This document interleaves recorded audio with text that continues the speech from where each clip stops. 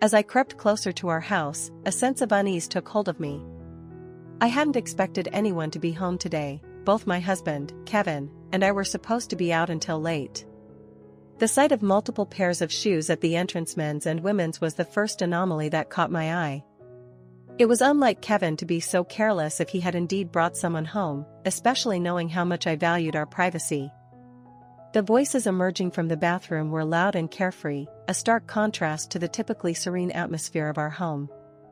A boisterous, almost vulgar laughter echoed through the hallway, unmistakably male, and distinctly not Kevin's.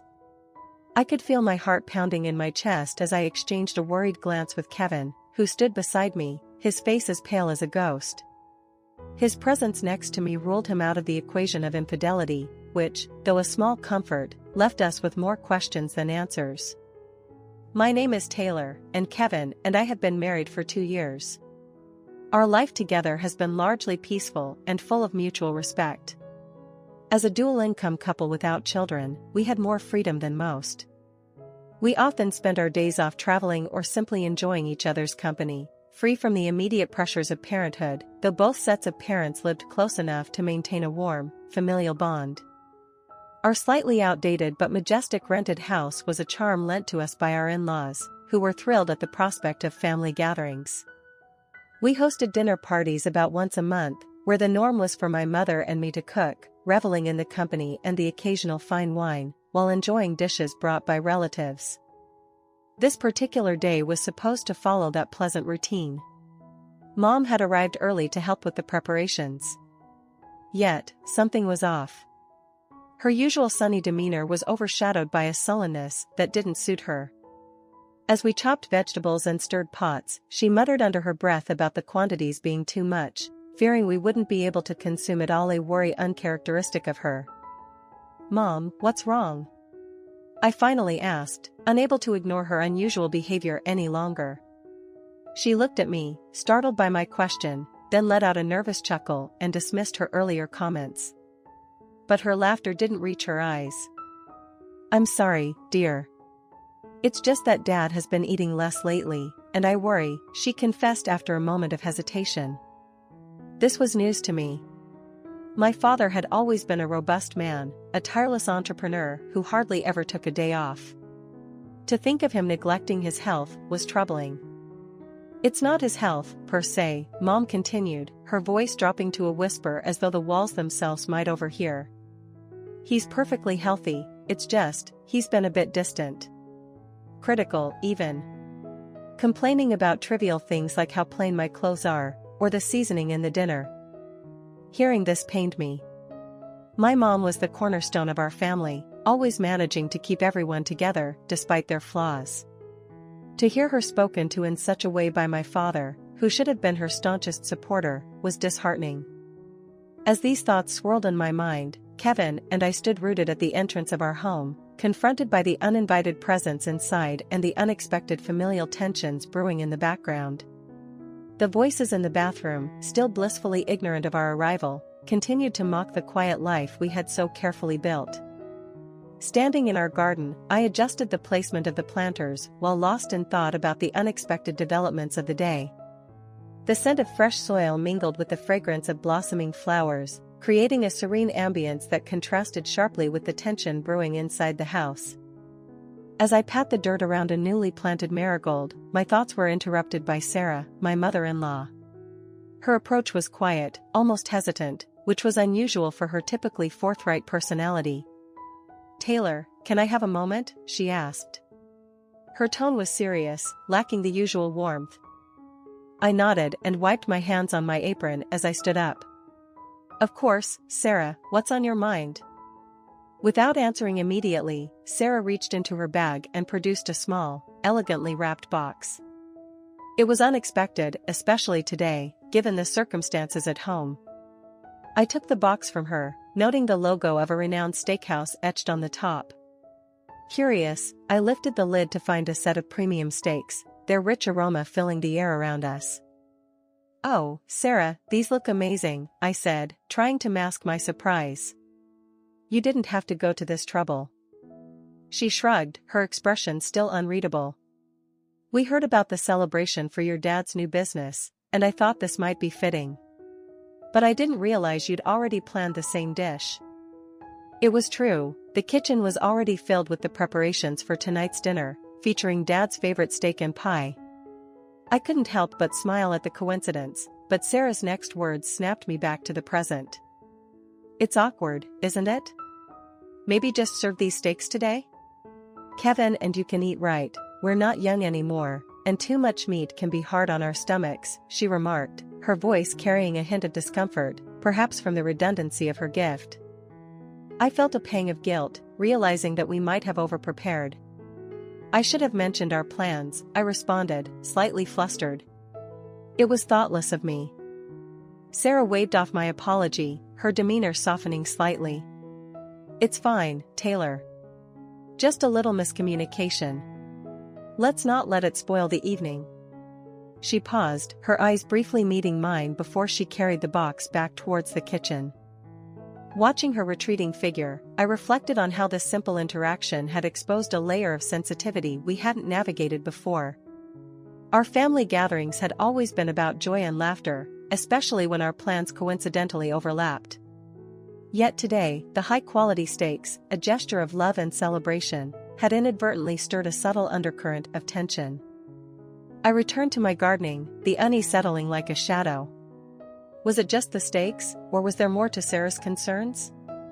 As I buried my hands in the soil, I decided that perhaps after dinner, I would seek her out for a private chat, to clear the air and ensure no misunderstandings lingered between us.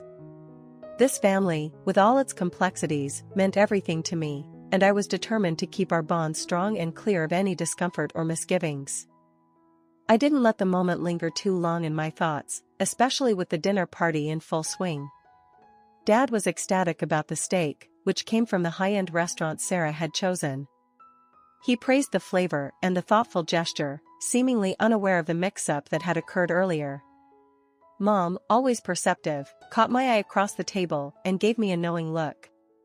She had noticed the situation with the steaks but chose to embrace the moment, delighting in the happiness of my father without bringing up our original plan. As the evening wound down and Sarah, Sean, and Dad left, Mom took charge of the kitchen with her usual grace. She transformed the leftover ingredients we had prepared into a hearty beef stew. It's better this way, she said with a wink. You both would have gotten tired of steak by now. Plus, this way, you can take some home. Grateful for her quick thinking and culinary skills, I packed some of the stew for Kevin and myself, though I felt a twinge of guilt for the unused steaks. The next day, Kevin and I enjoyed the stew, which was even more delicious after the flavors had melded overnight. However, I later heard from Mom that Dad had criticized the stew while eating, calling it outdated. His harsh words stung, and I found myself seething with anger. Yet, in the presence of my mother, who merely offered a resigned smile in response, I held back my frustration, not wanting to cause a scene. A few weeks later, an unexpected change disrupted my routine. Kevin, who was supposed to be on a 3-day business trip, sent me a sudden message informing me that his trip was cancelled due to the client's issues. He would be coming home as usual.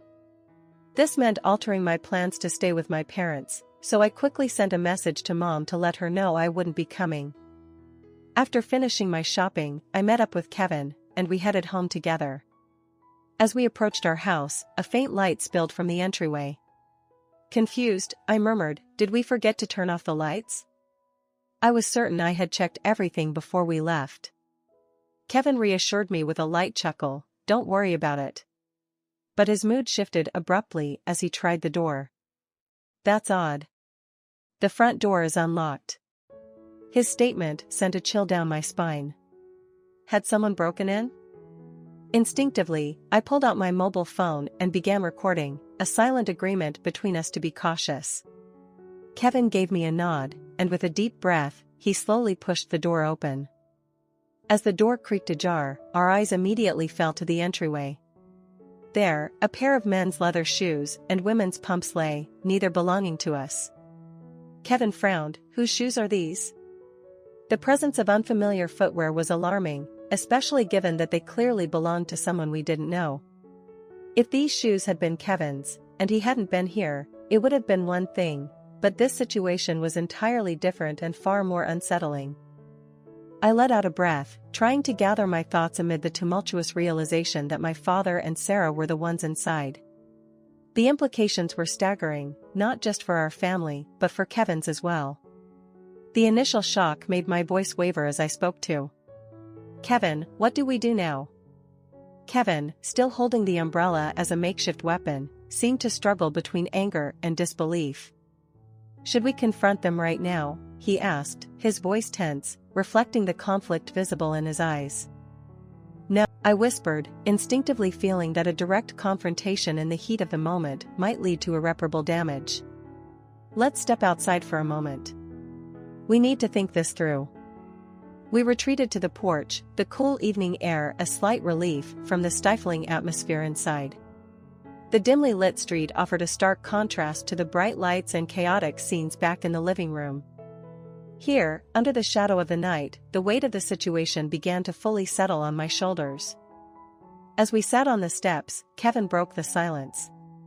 I'll call Sean. Maybe he should be here when we sort this out. His voice was steadier now, the initial shock giving way to a resolution to address the situation responsibly. I nodded, pulling out my phone to call my mom. My hands trembled slightly as I dialed her number, my mind racing with how to even begin this conversation. Mom, I need you to come over, I started, trying to keep my voice calm. It's about Dad. There's something you need to see. On the other end, Mom's voice was filled with concern. Is everything okay, honey? Did something happen to your father? I paused, unsure how much to reveal over the phone. It's complicated, Mom. Please, just come quickly. Kevin is calling Sean too. Ending the call, I looked over at Kevin, who was just finishing his conversation with Sean. His expression was grim. Sean was surprised. He thought Sarah was visiting her sister today, he relayed, confirming the depth of the deception. Sitting there, waiting in the chill of the evening, the gravity of the situation began to dawn on me. This wasn't just a simple misunderstanding or a one-time mistake. This was an affair that involved deep betrayal within our families. The laughter and love that had defined so many of our gatherings now seemed tainted. The sound of approaching footsteps snapped me out of my reverie. It was Mom and Sean arriving together, confusion and worry etched on their faces. As they approached, I stood up, steeling myself for the confrontation that awaited us. Let's go inside, I said, leading the way back into the house. The muffled sounds from the bathroom were still audible as we entered, a vulgar reminder of the betrayal just beyond the door. As we stood in the living room, the reality of what was about to unfold hung heavy in the air, a pending storm that could change our families forever. I instructed him to give you a call upon his return, as it appeared Dad was at home with Sarah. The reluctance to disclose the bathroom situation seemed to convey enough urgency to Mom. Her voice took on a tremble as she declared, "I'll be right there," before abruptly ending the call. In less than 10 minutes, she materialized at the doorstep, her complexion drained, and Sean, wide-eyed and confused, trailed behind her. Though the cacophony from the bathroom had ceased, its lingering effect still loomed in the hallway, albeit muted by the audible hum of the shower. Fortunately, the unsettling voices that once reverberated through the corridors had now dissipated. "What do you mean Sarah is here, just like I said?" Mom reiterated, her tone laced with palpable concern. "She's out on a day trip with friends and won't return until tonight." Sean, grappling with a myriad of questions, seemed torn between seeking clarity and avoiding the impending revelation. Despite our prior notice regarding Dad's company, Sean remained hesitant to acknowledge the reality, his gaze deliberately diverted from the bathroom's direction. Sensing his distress, Kevin gestured to me, signaling the need to resume recording on my mobile device. Kevin made no attempt to conceal his approach as he barged into the bathroom unceremoniously. "What the heck are you doing in our house?" His forceful entry caused the bathroom door to recoil with a resounding thud. The subsequent eruption of screams, intermingled with escalating shouts between Dad and Kevin, underscored the gravity of the situation. Kevin, his demeanor dripping with disdain, muttered disapprovingly. Hastening to shield myself from the anticipated spectacle, I hastily retrieved a bath towel, flinging it into the bathroom in a bid to avert any inadvertent exposure. However, my attempt to shield my eyes proved futile as Mom, unable to contain her indignation any longer, surged past me, her resolve unyielding. With a primal roar, she seized control of the chaotic scene, forcibly extricating Dad from the confines of the bathroom. Sean, steeling himself for what lay ahead, followed suit, braving the tumult to retrieve Sarah. In a matter of moments, both emerged, hastily cloaked in the remnants of their hastily discarded attire, their disheveled appearance a stark testament to the turmoil within.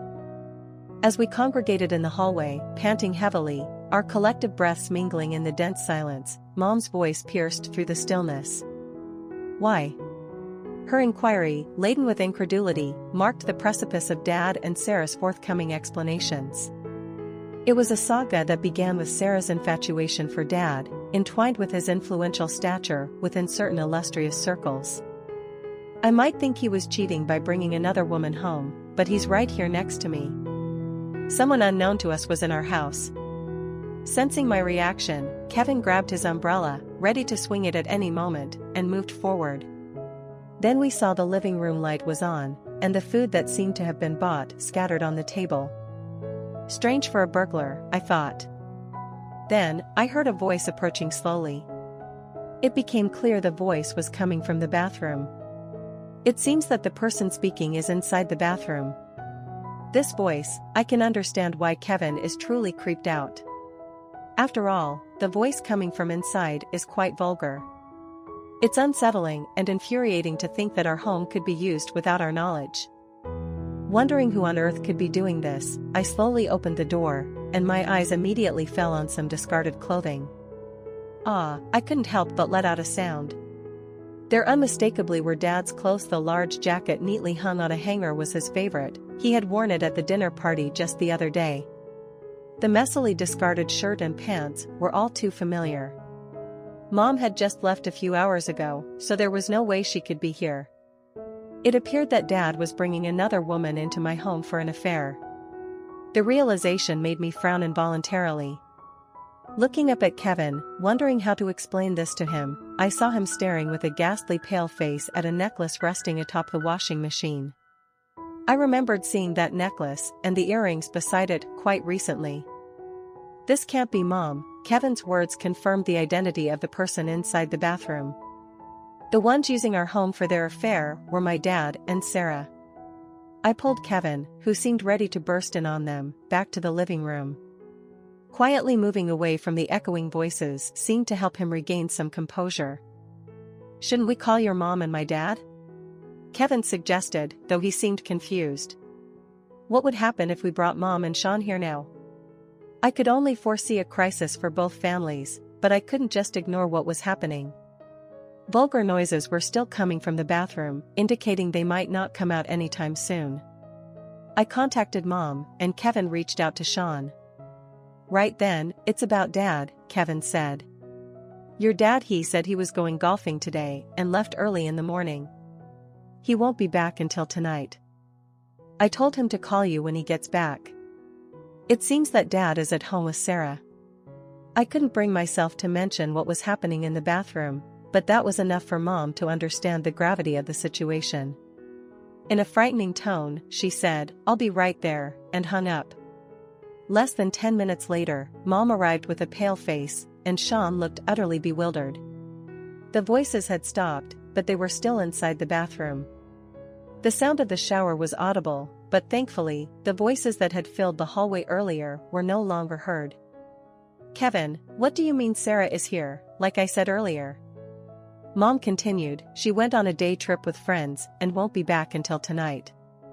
Sean, full of questions.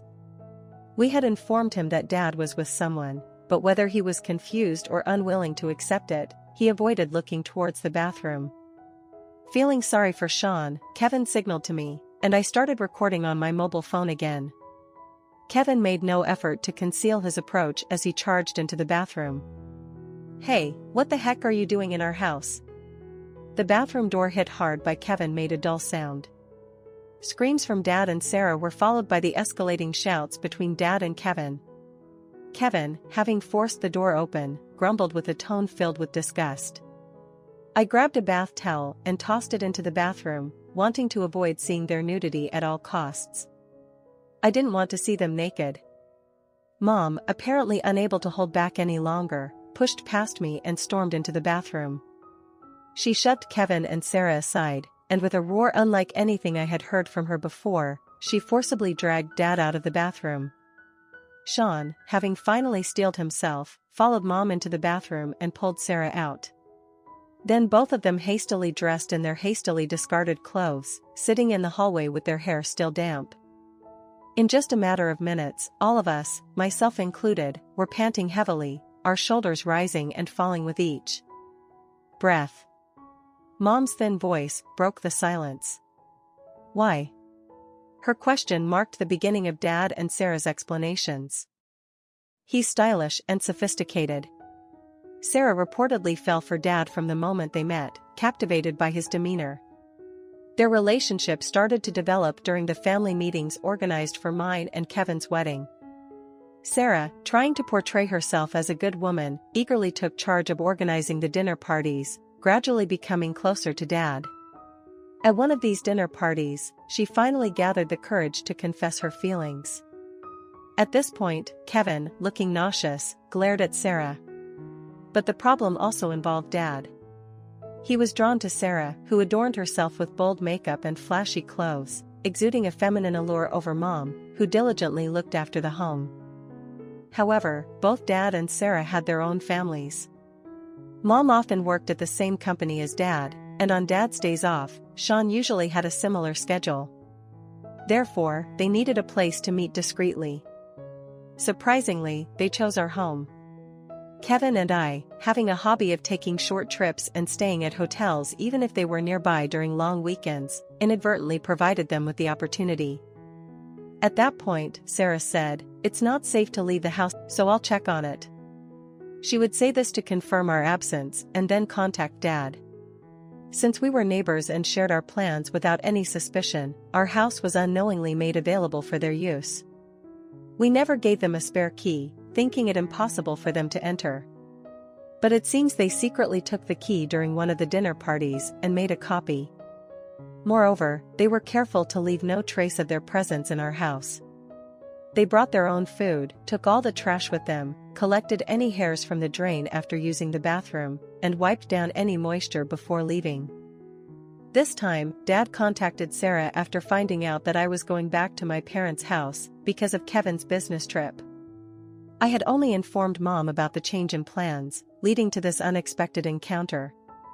If it hadn't been discovered now, it's hard to tell how long we would have been deceived.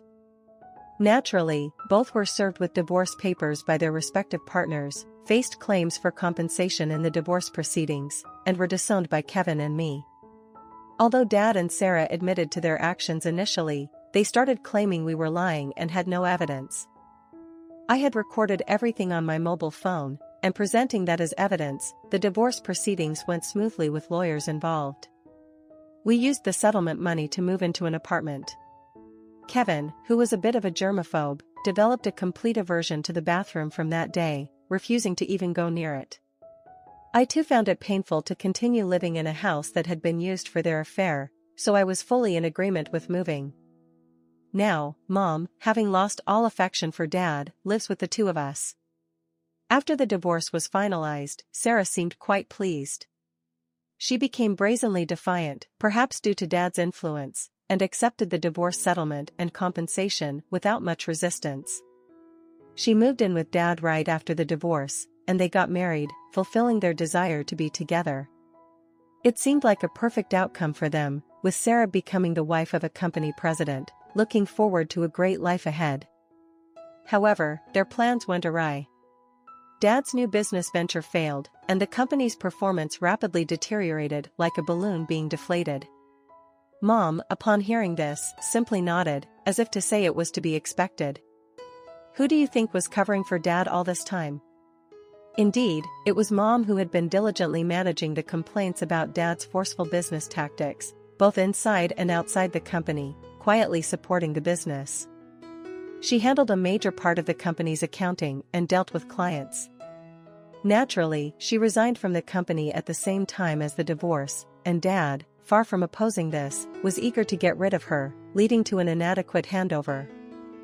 As a result, the company was left with employees dissatisfied with Dad, and many followed Mom's lead and resigned, leading to a shortage of staff. Dad had always thought that supporting him was a wife's duty, so he naturally expected Sarah to take over. However, Sarah, who had always been a housewife, had no understanding of the business and proved to be of no help at all. The exodus of employees, fueled by the president's divorce scandal, became widespread gossip, leading clients to withdraw from Dad's company one after another, citing poor performance. Dad's company couldn't survive even half a year and soon went bankrupt. Their house and assets were seized and burdened with significant debt, including unpaid wages. The two managed to find refuge in a cheap apartment, living a meager existence. Dad, despite his age and wishing for a company that would treat him as a president, couldn't secure a new job. Naturally, his unemployment persisted, and he resorted to gambling as a means of stress relief. Not satisfied with just that, none of this would have happened if it weren't for the affair. It was Sarah who seduced me. In his rage, he began to resort to violence towards Sarah. Sarah, trying to make ends meet with part-time jobs and desperately supporting Dad, grew disillusioned with him as he sank deeper into gambling addiction and squandered even their living expenses. Unable to bear Dad's repeated verbal abuse, one day she fled the apartment. She ended up at C's house. It was the house where Kevin had grown up.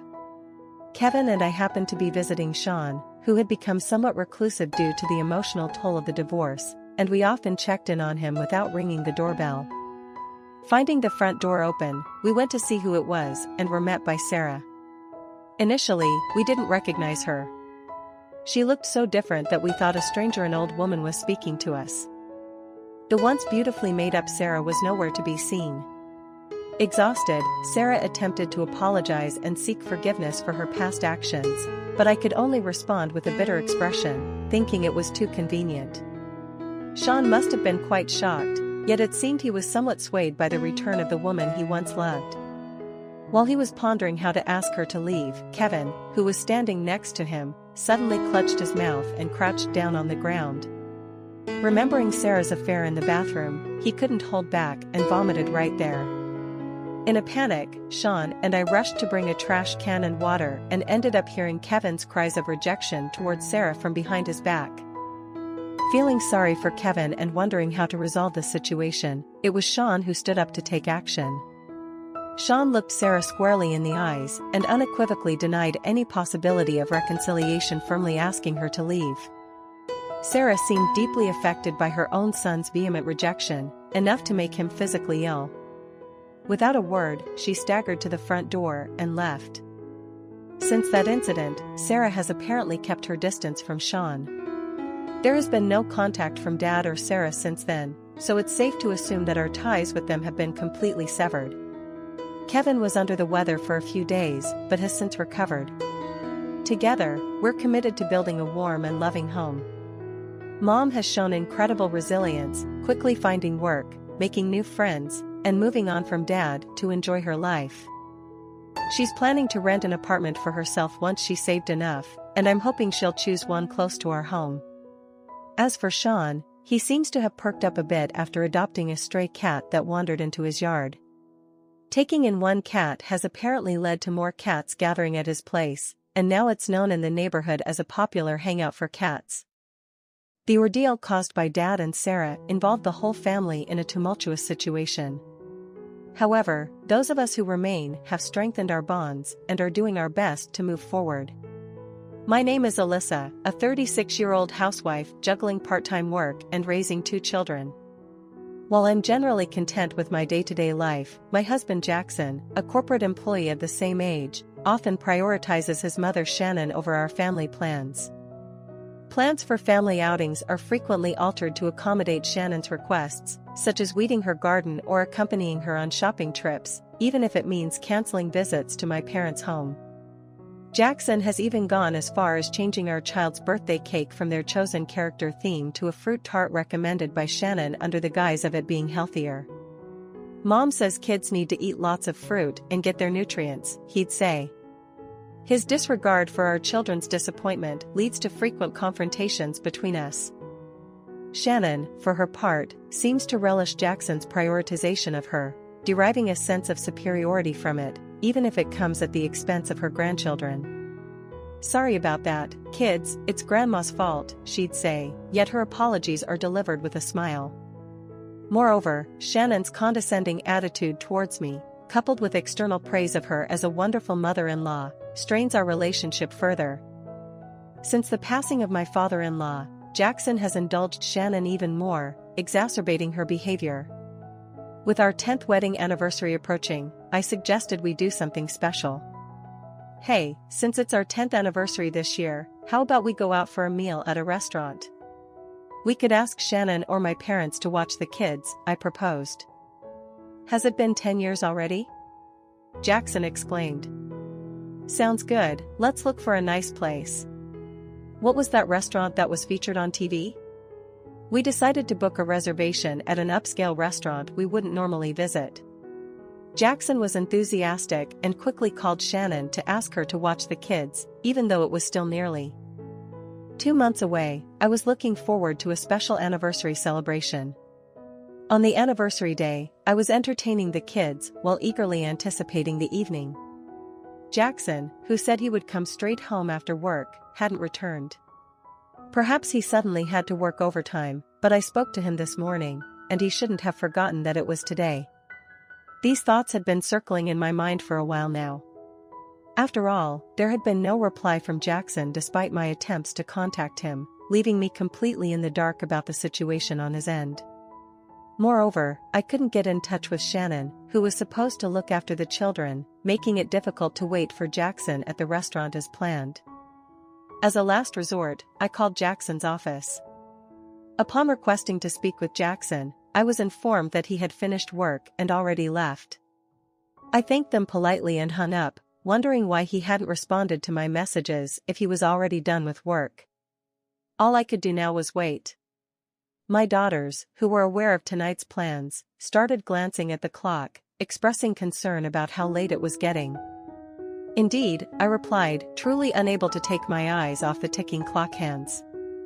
Even if he had left for work just before I called, he should have been home by now since he drove to work this morning. I continued waiting for Jackson until just before the reservation time, but I couldn't wait any longer. The reservation was for 7 p.m., and it was nearly time. I decided to call the restaurant to inform them of our delay. Hello, your party has already been seated, the host said. Alone? No, as per your reservation, there are 2 guests. Can you tell me who came?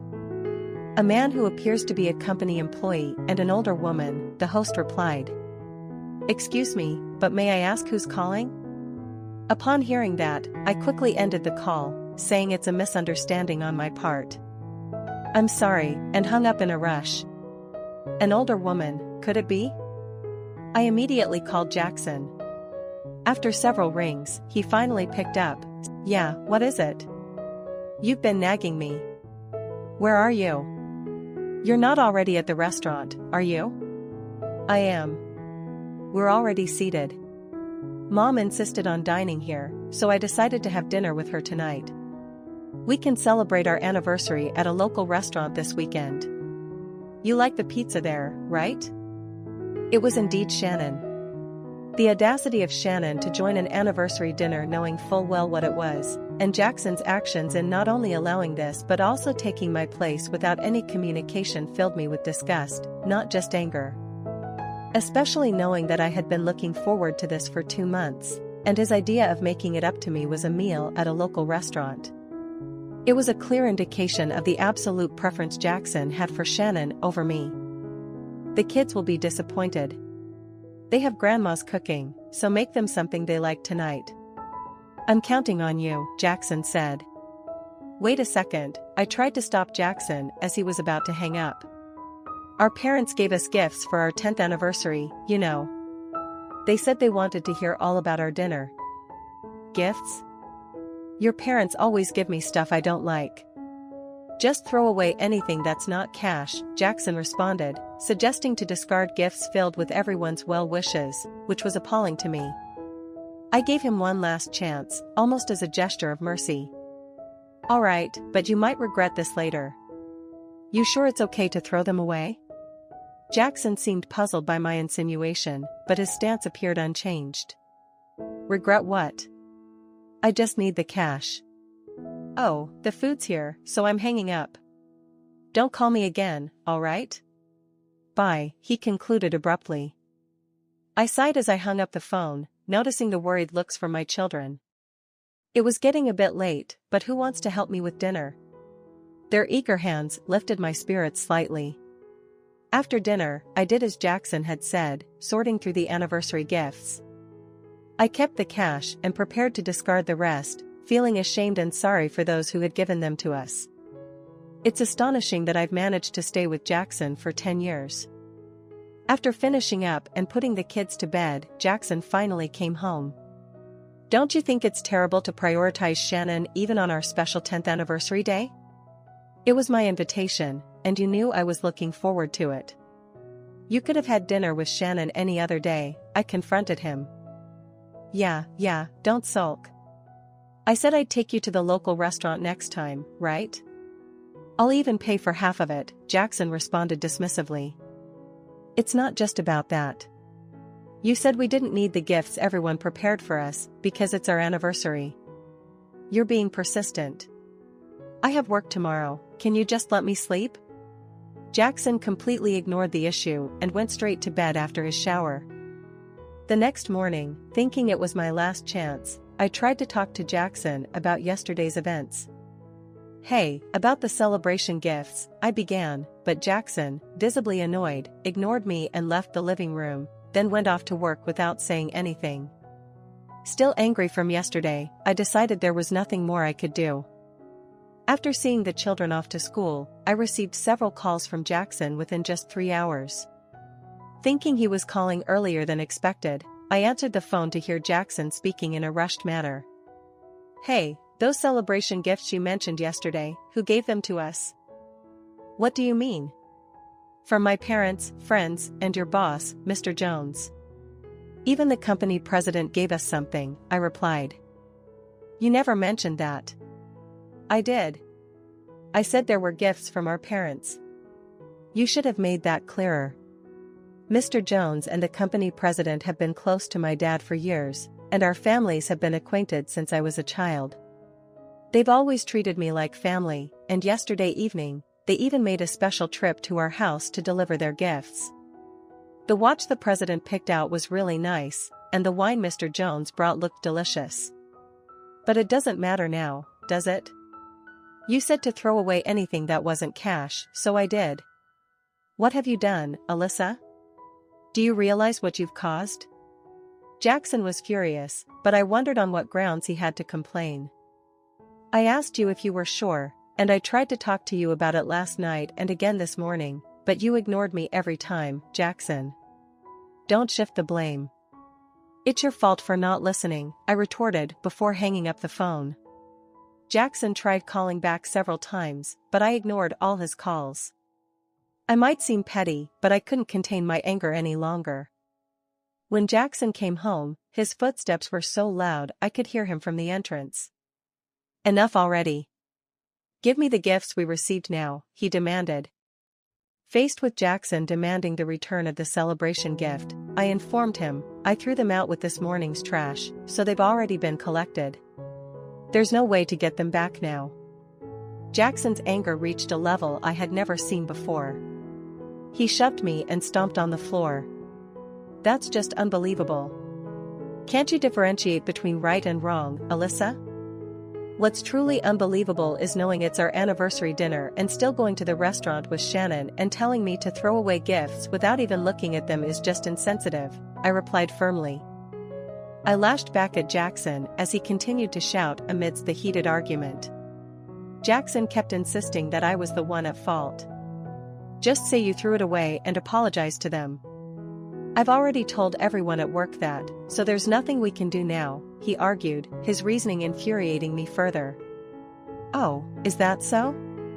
Then I'd like them to come here so I can apologize directly, I countered. Jackson's face showed sheer panic as the door to the next room opened, revealing Mr. Jones and the company president. Dumbfounded, Jackson could only watch as they listened to my side of the story. After hearing from me, they found Jackson's behavior out of character and called for an explanation. I explained everything, and concerned that a misunderstanding had arisen between us due to their celebratory gift, Jackson and I agreed to discuss the matter further. I invited them over to our home, deciding it would be best to let Jackson calm down before we talked. As Jackson trembled slightly and apologized to Mr. Jones and the president, he must have realized there was no way to deny or evade the truth. His anger gone, he now seemed remorseful. However, it was too late. I declared my intentions boldly. I wanted a divorce. Leaving the house, I felt sorry for involving the two of them in such a scene, but I knew it was the right decision. Leaving the children with their grandparents, I announced my intentions boldly. As news of the divorce spread throughout the company, Jackson faced various rumors. Despite some resistance leading up to the divorce, after the separation, he paid child support and met with the children once a month.